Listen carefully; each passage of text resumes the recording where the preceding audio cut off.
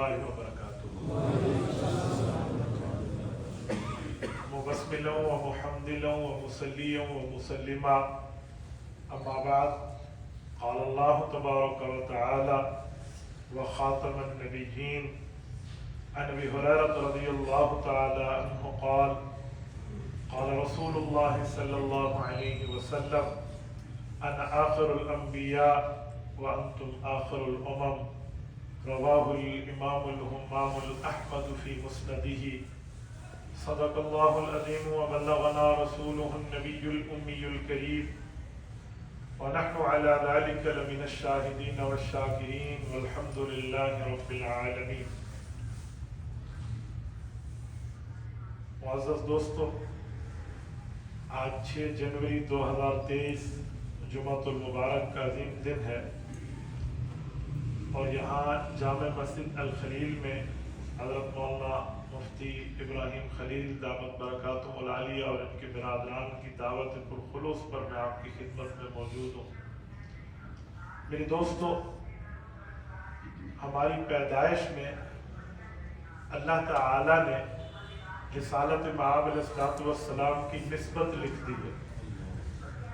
اس کائنات کو بنایا اللہ کی عبادت کے لیے اور سجایا محمد مصطفیٰ کی آمد کے لیے گیا ہے. جب یہ کائنات رسالت مآب علیہ السلام کی وجہ سے سجی ہے تو ہر نبی کے ہر امتی کے ساتھ رسول اللہ صلی اللہ علیہ وسلم کی ایک نسبت ہے. اس نسبت کا تعلق اور اس نسبت کے اظہار کے لیے ہم رسالت مآب علیہ السلام کے کلمہ گو امتی ہیں.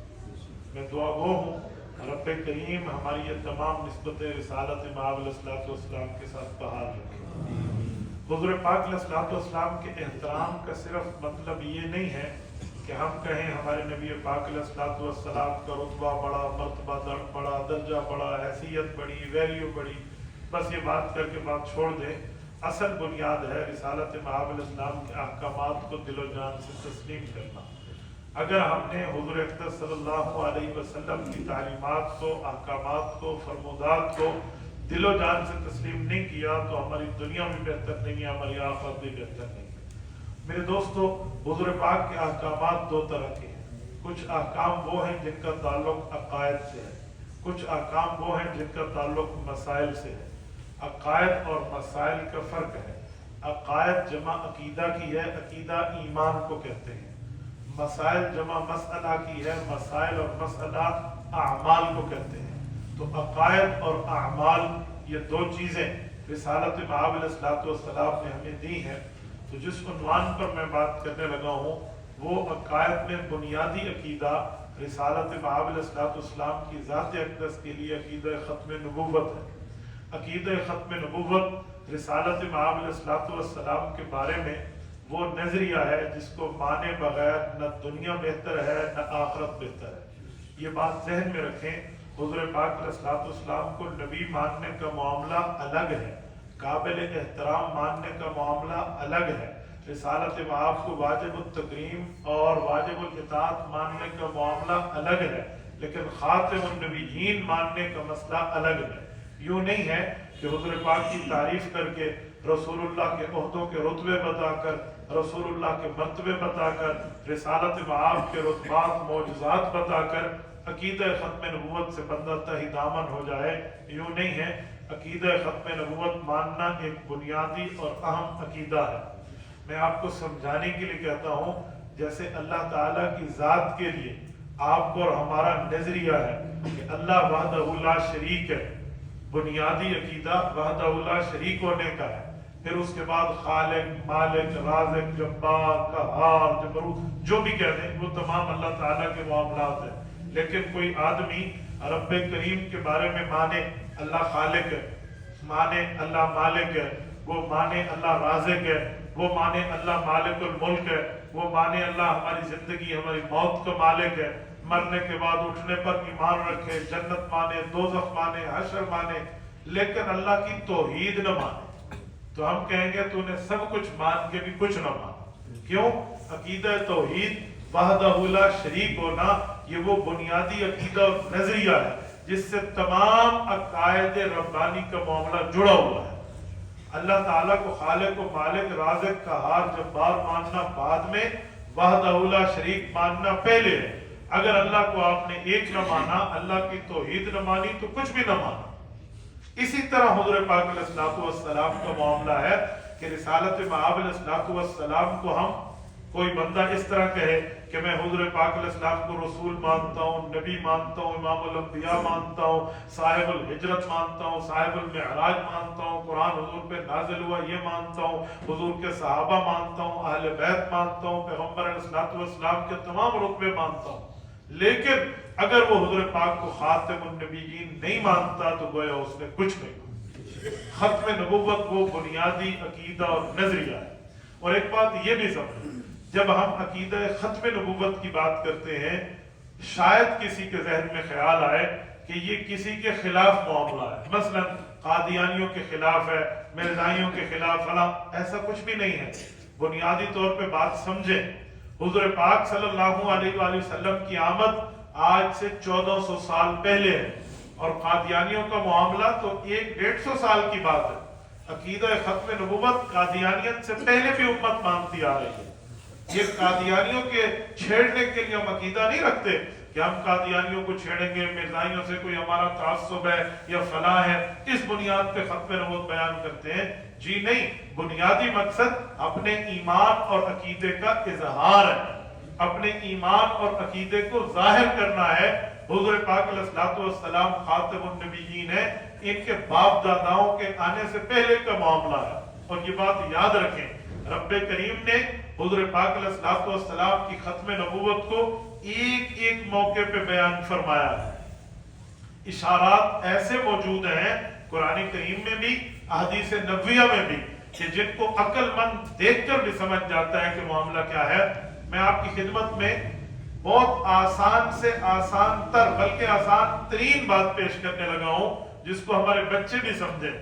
دیکھیں قرآن پاک سورت نمبر 2 سورت البقرہ پہلا صفحہ اٹھائیں، والذین یؤمنون بما انزل الیک وما انزل من قبلک وبالآخرۃ هم یوقنون۔ ہمارے بچے بھی یہیں سے شروع کرتے ہیں، پڑھتے ہیں، ذرا اس کا ترجمہ کسی سمجھدار سے سمجھ لیں۔ اللہ پاک نے ایمان کے لیے 3 باتیں فرمائی ہیں، فرمایا 3 چیزیں بنیادی مؤمن کے ایمان میں شامل ہیں، ان کے اوپر ایمان لاؤ گے تو مؤمن بنو گے۔ نمبر 1 پہلی کتابوں کو مانو، نمبر 2 حضور پاک علیہ السلام کے اترے ہوئے قرآن کو مانو، نمبر 3 قیامت کو مانو۔ فرمایا والذین، صحابہ کی شان بیان کی، یہ وہ لوگ ہیں یؤمنون بما انزل الیک، جو قرآن مانتے ہیں، یعنی جو آپ کی طرف نازل ہوا اس قرآن کو مانتے ہیں، وما انزل من قبلک، تورات، زبور، انجیل، صحائف، جو پہلی کتابیں اتری ہیں ان کو مانتے ہیں، وبالآخرۃ ہم یوقنون، اور قیامت پر ایمان رکھتے ہیں۔ میرے دوستو، حضرت مولانا مفتی محمد شفیع عثمانی رحمہ اللہ، وہ خاتم النبیین کامل نے قرآن کریم کی تقریباً 100 آیات ذکر کرتے ہیں ختم نبوت کی اشارات پر، تو ان میں اس آیت سے استدلال کرتے ہوئے حضرت مفتی صاحب کا طرز یہ ہے، وہ فرماتے ہیں یہاں لفظ ہے وما انزل من قبلک، قرآن مانا، پہلی کتابیں مانی، اور اس کے بعد اللہ نے قیامت کی بات کر کے اشارہ دیا ہے کہ حضور اور قیامت کے درمیان نایا نبی نہیں ہے۔ کیوں؟ وما انزل من بعدک ہوتا، اگر حضور کے بعد بھی کوئی نبی آنا ہوتا، کوئی وحی آنا ہوتی، کوئی اللہ تعالیٰ کی طرف سے پیغامات کا سلسلہ جاری اور ساری رہنا ہوتا بطور وحی، تو وما انزل من قبلک وما انزل من بعدک ہوتا، من بعدک نہیں ہے، من قبلک ہے۔ اور آگے وبالآخرۃ ہم یوقنون، حضور کے بعد قیامت کی بات کرنا، فرمایا یہ قیامت کا مطلب یعنی حضور کے بعد قیامت آ سکتی ہے، نایا نبی نہیں آ سکتا۔ اور مفتی شفیع صاحب کی یہ بات جو ہے وہ ان کی ذاتی خیال اور اجتہاد پہ نہیں ہے، بلکہ ایک حدیث پاک سے نکلی ہوئی بات ہے۔ آپ کہیں گے کیسے؟ یہ حدیث آپ اور میں ہر وقت سنتے ہیں، لیکن اس عنوان پہ نہیں سنتے کہ عقیدہ ختم نبوت بھی یہاں سے ثابت ہوتا ہے۔ بعض اوقات لوگ کہتے ہیں بھائی اللہ سے ڈرو، اللہ سے ڈرو، کل قیامت کا دن آئے گا، حضور پاک علیہ السلام نے فرمایا میں اور قیامت یوں بھیجے گئے جیسے جو 2 انگلیاں، حدیث پاک میں ہے نا، انا والساعۃ کہاتین، مسند میں روایت ہے، فرمایا میں اور قیامت یوں ہیں، اسی لیے قیامت کی تیاری کرو۔ ہم اس کو عقیدہ آخرت کے تذکرے میں سنتے ہیں، حالانکہ یہ عقیدہ ختم نبوت بھی بتا رہا ہے۔ انا والساعۃ کہاتین، فرمایا یہ انگلی، شہادت والی انگلی، इसको हुजूर पाक ने अपनी तरफ मंसूब फरमाया, और शहादत की पड़ोसन उंगली इसको कयामत फरमाया। फरमाया जैसे ये दो उंगलियां हैं ऐसे मैं और कयामत करीब है। क्या मतलब? इन दो उंगलियों के दरमियान तीसरी उंगली नहीं है, हुजूर पाक कयामत के दरमियान नाया नबी नहीं। तो हजरत मुफ्ती शफी साहब रहमतुल्लाह अलैह की ये बात किसी हदीस पाक से निकली हुई और मुश्तक है। तो अकीदा खत्म नबूवत तो कुरान करीम पहले सफ़े से बयान करता है। तो खत्म नबूवत का मानना, इस पर ईमान लाना, इसको तस्लीम करना, ये मुसलमान के ईमान की बुनियादी जुज़ है, जिसे हम जुज़ ला यनफक कहते हैं कि इसके बगैर मामला बनता नहीं है। तो अकीदा खत्म नबूवत ऐसे है। मेरे दोस्तों याद रखें, अकीदा खत्म नबूवत का इनकार कोई मेहमान बन के करे, कोई दुश्मन बन के करे, रिसालत मआब अलैहिस्सलाम ने सबके लिए मामला एक रखा है। हदीस पाक में मेहमान की इज्जत करो, लेकिन उस इज्जत का यह माने नहीं है वो खत्म नबूवत के खिलाफ बात करे तो आप मान लें। आप कहेंगे कैसे? मैं वाकया दे रहा हूँ सही बुखारी का, जल्द नंबर 2 का, किताबुल मगाजी का, बाब वफ्द बनी हनीफा, हजरत इब्ने अब्बास रज़ी अल्लाहु अन्हुमा की रिवायत है। रिसालत मआब अलैहिस्सलाम के पास बनु हनीफा, ये रियाज के करीब इलाका है जिसको यमामा की बस्ती कहते हैं, वहां के लोग आए और उनमें ये मुसलमा कज़्ज़ाब भी था जिसने दावा रिसालत किया था झूठा। ये हुजूर पाक के पास आया ईमान लाने के गर्ज से। आप अलैहिस्सलाम ने मुलाकात की। हजरत इब्ने अब्बास कहते हैं फी यदी जरीदा व हुवा यनकुत, हुजूर पाक अलैहिस्सलाम के हाथ में एक छड़ी मुबारक थी। रिसालत मआब अलैहिस्सलाम उस वक्त जमीन पर यूं यूं उससे कोई निशान करके हिला और फेर रहे थे। इस दौरान ये गुफ्तगू कर रहा था, इसलिए कि जी मैं ईमान लाता हूं लेकिन शर्त है। हुजूर पाक अलैहिस्सलाम के सामने कोई शर्त ईमान के लिए लाता तो आप अलैहिस्सलाम पूरी वसअत के साथ उसकी शरात को पूरा करते। हुजूर पाक ने कभी किसी की शर्त पर उसको हानिस नहीं होने दिया कि वो शर्त पेश करे ईमान पे, हुजूर पाक तस्लीम न करें। इसी पे रुक के एक शर्त का वाकया देता हूं, फिर इसी से आपको समझाऊंगा। हजरत खालिद बिन वलीद और हजरत अम्र इब्न आस रज़ी अल्लाहु अन्हुमा, ये दोनों जब मक्का मुकरमा से चल के ईमान लाने के लिए मदीना आ रहे थे, मुस्नद में रिवायत है हुजूर पाक अलैहिस्सलाम ने फरमाया सहाबा को कि मक्का की जमीन ने 2 जिगर गोशा तुम्हारी तरफ छोड़ दिए। जब ये आए ईमान लाने के तो ईमान लाए, और जब बैठे हजरत खालिद बिन वलीद ने तो हाथ में हाथ देकर कलमा पढ़ लिया। अम्र इब्न आस रज़ी अल्लाहु अन्हु अज़हरुल अरब है, अरब के ज़हीनों में एक ज़हीन शख्स है। इन्होंने जब देखा ना हुजूर पाक ने हाथ बढ़ाया, कहते हैं फक़बज़तु यदैया, इन्होंने अपने हाथ पीछे कर और मैं मालिक या अमर अन अश्तरी या रसूलल्लाह, क्या हुआ? मैं एक शर्त लगाता हूँ फिर कलमा पढ़ूंगा। माज़ा तश्तरी, क्या शर्त है? शर्त यह है कि बड़ा गुनाहगार हूँ, बड़ी गलतियां की, मुझे नहीं लगता कि इन गलतियों के बाद अल्लाह पाक इतना जल्दी मुझे माफ करेंगे। कलमा पढ़ता हूँ आपके हाथ में हाथ देकर, एक वादा आप मुझसे करें। ये प्रॉमिस रसूलुल्लाह से लिया जा रहा है। हुजूर ने फरमाया क्या? कहा अल्लाह पाक से मेरी जन्नत का मामला आप तय फरमाए। हुजूर पाक अलैहिस्सलाम ने हाथ बढ़ा दिया, कहा अमर हाथ दो। हजरत अमर ने हाथ दिया, आप अलैहिस्सलाम ने उन्हें मुशर्रफ व इस्लाम फरमाया। यानी इस्लाम के मौके पर इतनी बड़ी शर्त की जिम्मेदारी भी हुजूर पाक ने उठा ली। जब मुसलमा आया, अब मसला अकीदा खत्म नबूवत में इनकार था, अगरचे मेहमान की शक्ल में आया, इसने भी एक शर्त पेश की। इसने कहा जी मेरी शर्त है। हुजूर अलैहिस्सलाम ने पूछा क्या शर्त है? इसने कहा जी मेरी शर्त यह है कि आपके बाद नबूवत मुझे मिले। अंदाजा लगाओ, दुनिया की शर्त मांगी है। हजरत अम्र इब्न आस ने आखिरत की शर्त मांगी थी, हुजूर ने उसको एक्सेप्ट फरमा लिया, लेकिन इस मौके पर हुजूर पाक ने इनकार फरमाया। मेहमान 1000 किलोमीटर चल के आया है और हुजूर पाक के दर अक़दस पे आया है और अकीदे पे ज़द पड़ रही है, तो हुजूर पाक ने फरमाया जी नहीं। कहा अच्छा ठीक है, मैं इस शर्त में तरमीम करता हूँ। कहा क्या? कहा आपके बाद पूरी दुनिया की नबूवत न मिले, सिर्फ मुझे अपनी कौम बनु हनीफा की नबूवत मिल जाए, अपनी कौम अपने कबीले का नबी बन जाओ। फरमाया जी नहीं, इस पे भी नहीं मिल सकती। हज़रत इब्न अब्बास कहते हैं रसूलुल्लाह सल्लल्लाहु अलैहि वसल्लम इस अकीदे पर इतने हद तक गुस्सा फरमाया कि आप अलैहिस्सलाम ने ये छड़ी उठाई जो हाथ में हुजूर पाक के थी। फरमाया मुसलमान तो मुझसे इस शर्त पर कि मेरे बाद नबूवत की बात तो करता है, ये छड़ी भी मांगेगा ना तो ये छड़ी भी नहीं दूंगा। मैं ये बात करके अपने दोस्तों को जो हमारे कॉलेज यूनिवर्सिटी से आवाम में रिलेटेड है, मैंने कहता हूँ ये जो आप हमें मंजन बेचते हैं कि जी अखलाक से बात करें, यानी दूसरे जो रिसालत मआब के अकायद पर इनकार करें उससे भी इस तरह, तो मैंने कहा इससे बड़ा अखलाक वाली शख्सियत दुनिया में नहीं है जिसको रसूलुल्लाह को अल्लाह ने फरमाया इन्नका लअला खुलुक़िन अज़ीम। इस जैसे पैगंबर ने भी छड़ी देने से भी इनकार कर दिया है। पता चला अखलाक का मामला मसाइल से है, अमाल से है, अकायद से नहीं है। अकायद पर मजबूती है।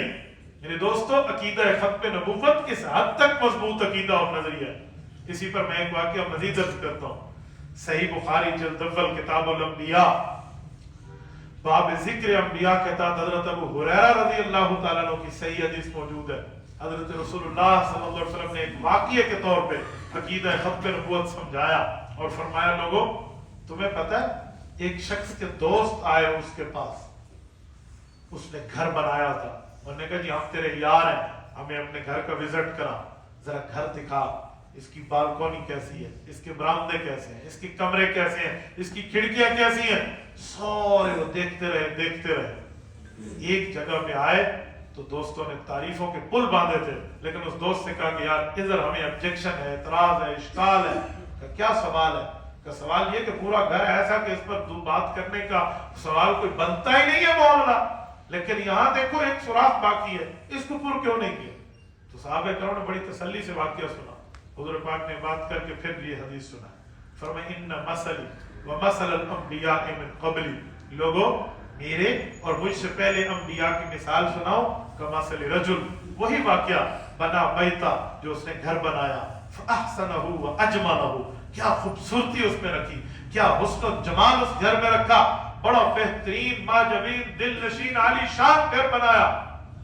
और अपने दोस्तों को बुलाया, आओ फजअल अन्नास यतूफून बिही व यतअज्जबून लहु व यक़ूलून हल्ला बुज़ियत हाज़िही इल्ला बिना। दोस्तों ने पूरे घर का विजिट किया, कहा वाह बेहतरीन माजबीन दिल नशीन घर है, लेकिन इस एक जगह एक ईंट की जगह खाली है, ये तामीर हो जाए तो कंस्ट्रक्शन कंप्लीट, तामीर मुकम्मल, कोई एतराज नहीं रहेगा। इस एक जगह में जगह इस घर के तामीर की बाकी है।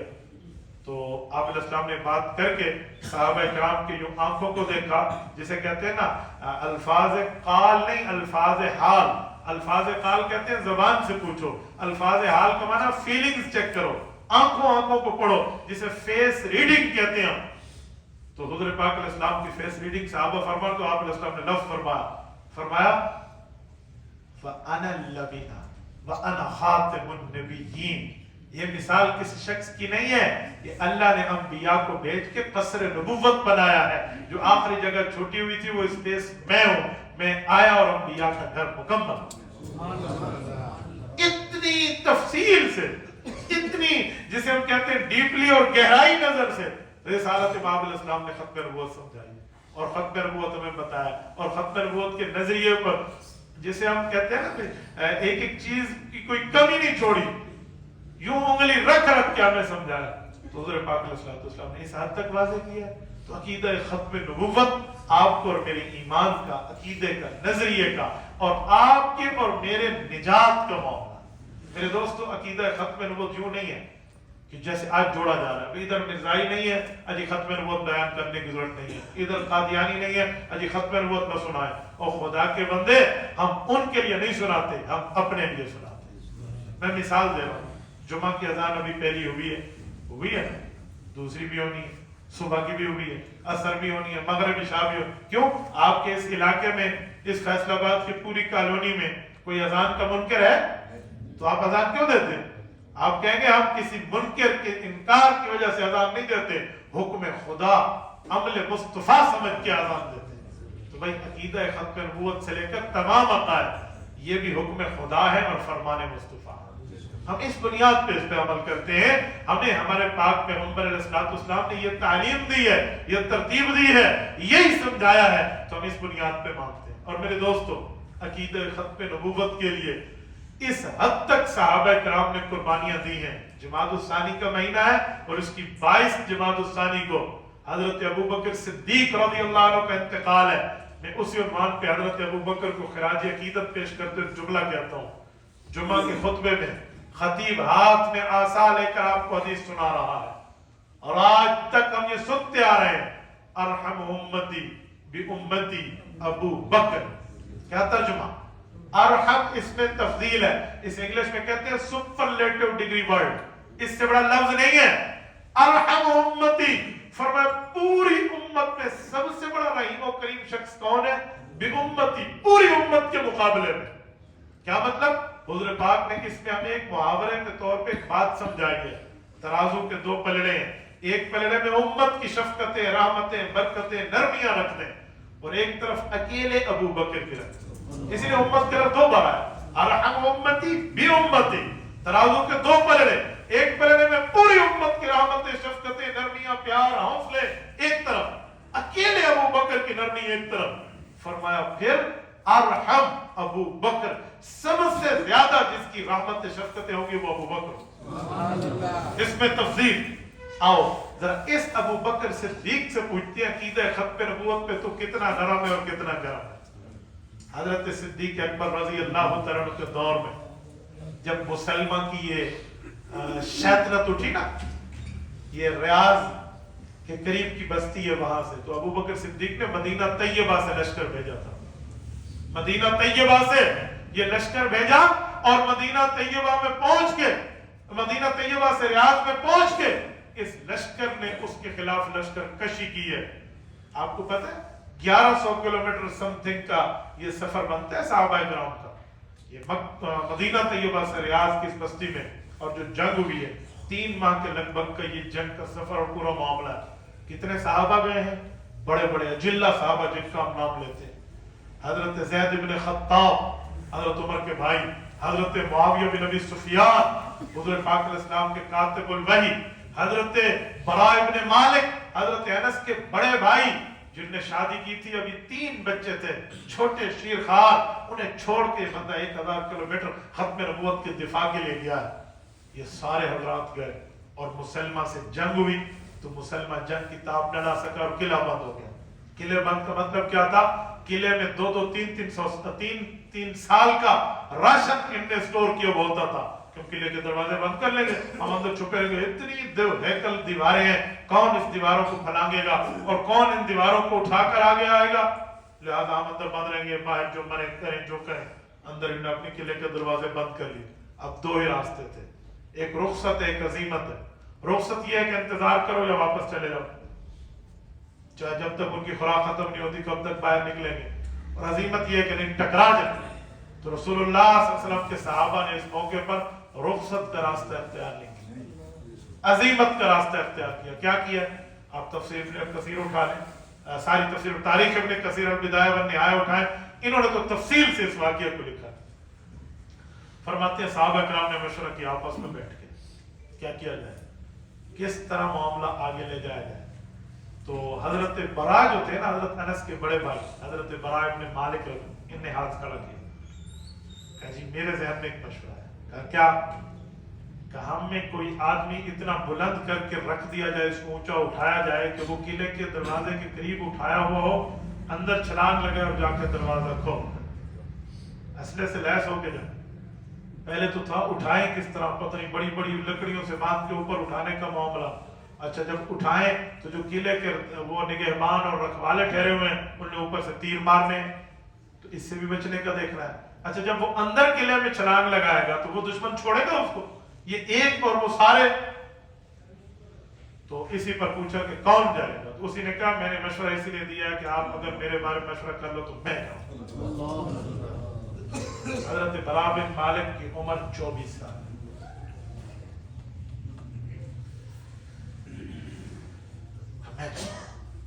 वही हो नेजों के साथ नेजे बांधे गए और 3-3, 4-4 नेजों पड़े और उसके साथ बांध के ऊपर ढाले बांधी गई, ऊपर इनको बिठाया गया और यूं अचानक इनको ले जाकर गफलत को उनको देखते हुए ये ऊपर ऊंचा किया किया किया किया, पहाड़ियों की टीलों पे चढ़ चढ़ के, ताकि किले के बिल्कुल बुलंद जगह तक पहुंच सके, और कोई रास्ता ही नहीं था।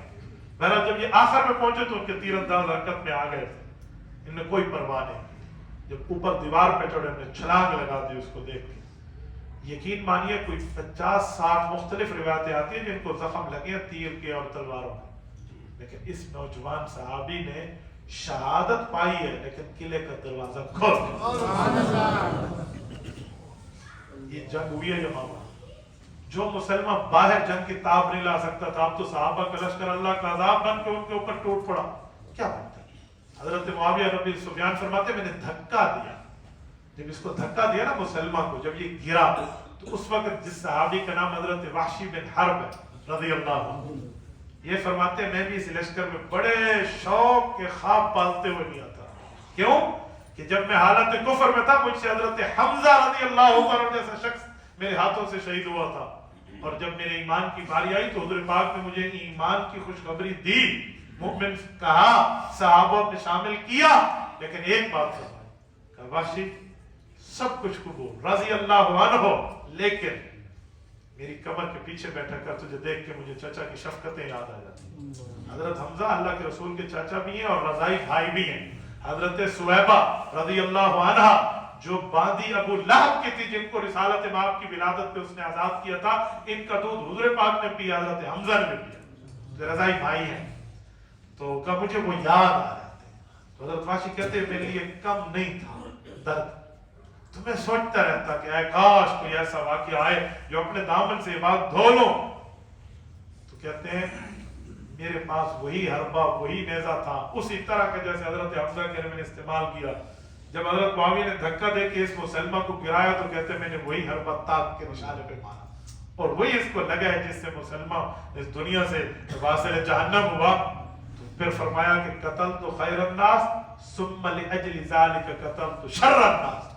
اگر خیر الناس لوگوں میں بہتر آدمی میرے ہاتھ سے حالت کفر میں گیا ہے تو رسالت مآب امید ہے مجھے کل قیامت میں اپنے سامن سے لگائیں گے کہ میں نے شر الناس جو حضور پاک کے دشمن میں شریر بندہ تھا اس کو بھی اپنی ہاتھوں سے قتل کیا. یہ ہے یمامہ کی جنگ. اب ہم کہتے ہیں نا قرآن پاک کا ختم کا پروگرام ہوتا ہے تو ختم القرآن میں دعائیں قبول ہیں، ہم سب شریک ہوتے ہیں. تو وہاں پر علماء ہمیں بتاتے ہیں 700 قرآن کے قاری شہید ہوئے تھے، پھر جا کر قرآن جمع کیا گیا، ورنہ قرآن پتوں پہ تھا، قرآن چمڑوں پہ لکھا گیا، اور قرآن کریم جو ہے وہ پتھروں پہ چھید کے لکھا گیا تھا. 700 قراء شہید ہوئے. یہ 700 قراء اسی جنگ میں شہید ہوئے. یہ جنگ ہے جنگ یمامہ، جس میں کل شہداء کی تعداد 1200 ہے. اور آپ کو جملہ کہتا ہوں فیصل آباد کے غیوروں، دل کی تختی پہ سے تعویذ بنا کے نوٹ کر لینا. رسالت مآب علیہ السلام کی زندگی مطہرہ میں 427 جہاد کی مہم جوئیاں ہوئی ہیں. 427 جن میں 27 غزوات ہیں، 400 سریات ہیں. غزوہ کمانا جس میں رسالت مآب خود گئے ہو یا پیشن گوئی دی ہو، اور سریہ کمانا جو حضور پاک کی تشکیل پر حضور پاک کے صحابہ کرام تشریف لے گئے ہو. 427 مہم جوئیوں میں کتنے بندے اپنی جان سے ہاتھ دھو بیٹھے ہیں. مسلمان پلس کافر. کبھی بندہ اس کو آپ شمار کر لیں، کاؤنٹ کر کے تاریخ سے نکال لیں. میں نے تو ہسٹری سے کیلکولیٹر سامنے رکھ کے ایک ایک چیز کی تعداد کو جمع کیا. مسلمان پلس کافر آپ دیکھیں گا. جنگ بدر سے لے کر صحابہ کرام کی آخری حضور پاک کی سریہ، یہ ساری غزوہ تبوک تک، جب رسول اللہ کی عمر 62 سال ہے اور داڑھی مبارک میں 15 سے زائد بال سفید ہیں، اور تبوک 900 کلومیٹر کا اللہ کے رسول کا سفر ہے. اس جنگ تک آپ دیکھیں کل کتنے بندے دنیا سے گئے ہیں. میری تحقیق ہو سکتا ہے کچھ 2-4 نمبر اوپر آگے پیچھے ہوں، 739 738 کے لگ بھگ مسلمان پلس کافر دنیا سے گئے. یہ رسالت امام علیہ السلام کا مدنی دور ہے. 750 بھی پورے نہیں ہوتے. اتنے بندے اپنے اور پرائے دونوں میں نہ. اور جب ختم نبوت کی بات آئی ہے تو ابو بکر صدیق نے ایک ہی جنگ میں صرف 1200 صحابہ کرام کی قربانی دی ہے. یہاں صرف مسلمان ہیں، صحابہ اور تابعین کی بات ہے، کسی اور کی بات نہیں ہے. اس کو دشمن کی تو ابھی تک میں نے بات ہی نہیں کی. 1200 صحابہ قبور مطہرہ ان کی یمامہ میں، بستی میں، ریاض کے ساتھ آج بھی موجود ہے. اللہ تعالیٰ ان سب کی قبروں پہ کروڑوں اربوں رحمت اللہ. رات بھی ہم اس پر بات کر رہے تھے کہ میری بڑی خواہش ہے، یہ حضرات بھی کہہ رہے تھے، ہم نے کہا اللہ تعالیٰ ہمیں وہاں پہ لے جائے گا، ہم اپنے زبان سے وہاں پر فاتحہ پڑھیں. یہ جنت البقیع اور جنت المعلیٰ کے بعد اتنا مجمع صحابہ کرام کا، شہداء کا اکٹھا اور دھرتی پہ ہمیں کہیں نہیں ملتا یہاں. تو یہ عقیدہ ختم نبوت پہ میں قربانیاں دی ہیں. تو میرے دوستو، میں آپ کو بطور سمری، بطور خلاصہ، پوری گفتگو کی بات کا خلاصہ نکالتے ہوئے کہتا ہوں، ہمیں چاہیے ہم خود اپنی اولادیں، اپنے اموال، اپنے اوقات، اپنی اولاد رسول اللہ کی ختم نبوت پہ، حضور کی احکامات پہ، تعلیمات پہ، فرمودات پہ اپنی پوری زندگیاں لگا دیں. میں مثال دے رہا ہوں، نوجوان آپ اور ہم بیٹھے ہیں، یہ جو ہمارے نوجوان ہیں نا، ان کے ایمان کی روشنی سوئی ہوئی ہے، ایمان ضرور ہے لیکن روشنی اور جلا اتری نہیں ہے. کیوں؟ آج دجالی دور ہے، میڈیا کا دور ہے، سوشل میڈیا کا دور ہے.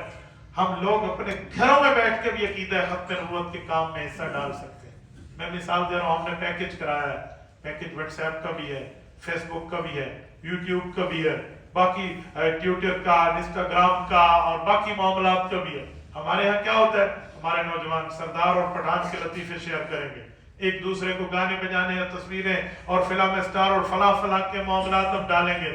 میرے دوستو یوں نہ کریں، کوئی پیکج ایسے بھی لگائیں جو سارا پیکج اللہ تعالیٰ کی توحید پہ، رسول اللہ کی ختم نبوت پہ قربان ہو، صحابہ کرام کی عظمت پہ، اہل بیت کی رفعت پر قربان ہو جائے، علماء، فقہا، اولیاء، اتقیاء، دین اسلام کی اشاعت و تبلیغ پر قربان ہو جائے. کیوں؟